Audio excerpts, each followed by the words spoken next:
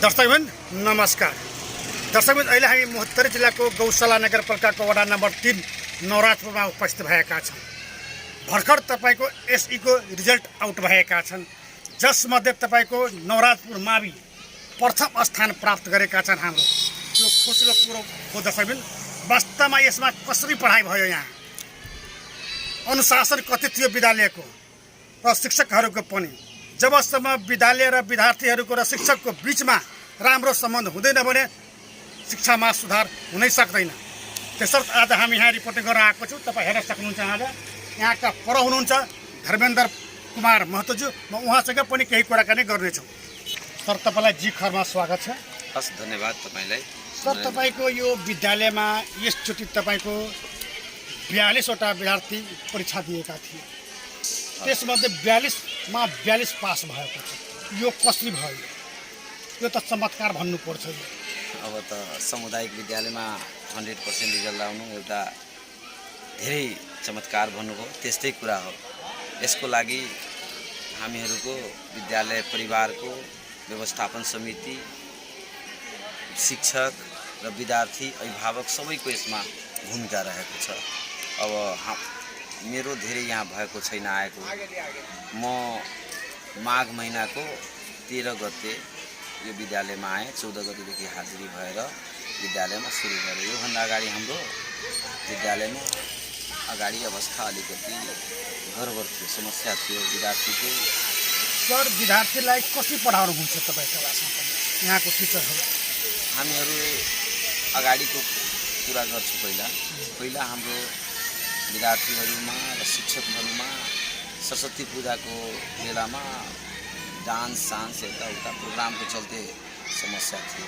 म आउने बित्तिकै त्यो नेपाल सरकारको हाम्रो नगरपालिकाले विद्यालयहरूलाई रिमेडियल कक्षाको लागि, कोचिङ कक्षाको लागि 3वटा अङ्ग्रेजी, विज्ञान र गणित विषयको तयारी कक्षाको लागि तपाईँको कक्षा सञ्चालन गर्ने भने अनुमति दिनुभएको थियो। त्यसको लागि पैसा पनि विनियोजन गर्नुभएको थियो। त्यो कोचिङ कक्षा बन्द भएको थियो। त्यसलाई आउने बित्तिकै पहिला सुचारू गराए। विद्यार्थीहरूलाई कसरी तिमीहरू एसईमा राम्रो नम्बर लिएर पास गर्छौ, त्यसको लागि हामीहरू एक्जाम ओरिएन्टेड भएर कक्षा सुचारू गराए। त्यो रिमेडियल कक्षा पनि र नियमित कक्षा जुन हुन्छ त्यसमा पनि शिक्षकहरूलाई पनि कसरी विद्यार्थीहरूलाई टिन सेटहरू छ, त्यो बच्चाहरूको क्वेसन ब्याङ्कहरू छ, तिनीहरूलाई कसरी इक्जाममा पास हुने गरी पढाउनुपर्छ भनेर सरहरूलाई पनि भनेर र विद्यार्थीहरूलाई पनि त्यही हिसाबले। त्यसको लागि हामीले गार्जियनहरूलाई पनि टाइम अभिभावकज्यूहरू त्यो बैठकमा पनि आउनुभयो र उहाँहरूले आफ्नो विद्यार्थीलाई रेगुलर गराउनु भयो। यसमा ठुलो भूमिका अभिभावकको पनि हो, विद्यार्थीहरू पनि त्यसमा छँदैछ, गर्नेहरू र शिक्षक, व्यवस्थापन समिति। सर, यो जुन 43वटा विद्यार्थी छ तपाईँको दिएको पास भएको, यो 43 तपाईँको 42वटा 43बाट एउटा त तपाईँको बाहिर गइसक्यो, परीक्षा दिए 42 जना। अब 42 जना तपाईँको सामुदायिक 1बाट 10 सम्म पढेको यहीँ छ कि तपाईँको निजी विद्यालयबाट पनि आउनु भएको छ? बढी जसो विद्यार्थी हाम्रो यहीँको हो। तर के हुन्छ भने अब 6मा 5मा 4मा गार्जियनहरू यहाँको पहिला तल सानो कक्षाहरूमा उतै पढाइदिने, 1-2 वर्ष पढाउने, पैसा फेरि पुगेन भने यता ल्याउनुहुन्छ।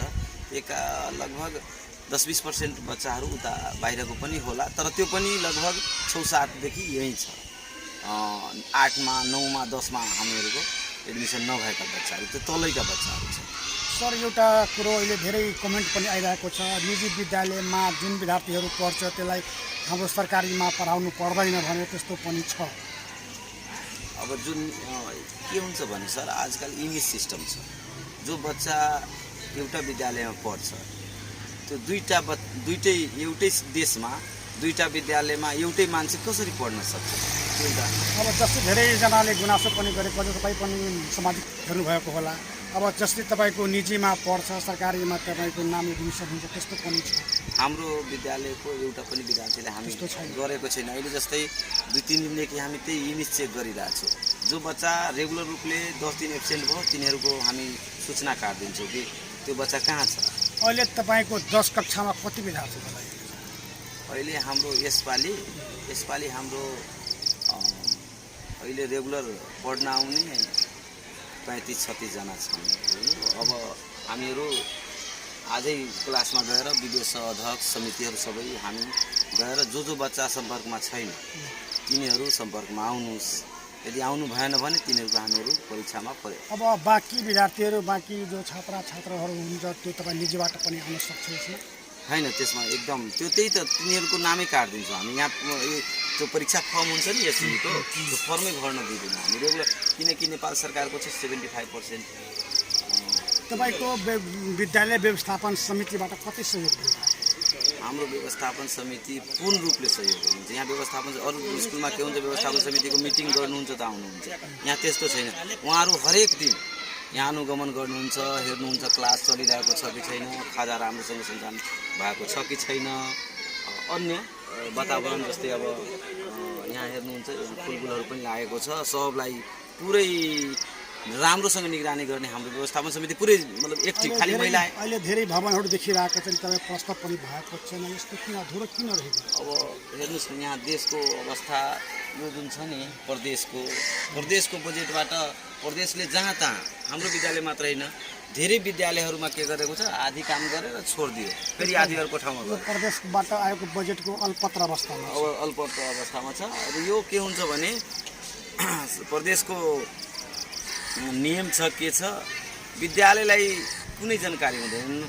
वडामा आउँछ चिठी, वडाले के गर्छ, उपभोक्ता समिति गठन गर्छ र विद्यालयसँग कार्य सम्पन्न भएको पनि चिठी माग्दैन।